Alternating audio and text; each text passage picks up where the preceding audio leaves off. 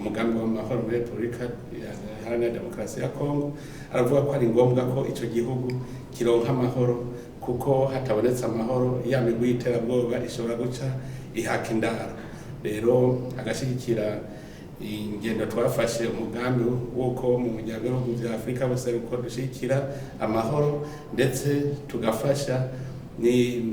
n'ingene ujya mu M23 nawe nyene washirwanisho hasi, akaba cianezerwa ko hazoba inama kuri wa 23 izobera Rwanda, aho tuzoshira hamwe twese turabera hamwe ibibazo ibibuze kugira ngo amahoro muri Kongo aboneke. Mugabe igikuru nuko bose bavuga bati aba M23 n'abanze basubire aho bari imbere ya vyose, kugira ngo abene gihugu basubire mu mihana iwabo. Rero yemeye yuko naho azoshikira umugambi, beracavuga yuko mu mwaka ugiye gutangura azotembera mu bihugu vya kaya karere cyane muri Afrika yo hagati, yuko rero ashobora no kuzoshika ni Burundi. Mugabe ikintu yemeye cihuta nuko bunyene vuba imbere ya Noel hariho umugwi uzova mu Bufaransa uje kugira ngo ukorane n'umugwi w'u Burundi, dushire ku rupapuro navuga nti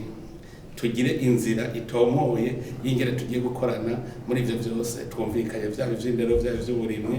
n'ubworozi, canke ibijanye n'itezwa ry'imbere ry'ururimi rw'igifaransa.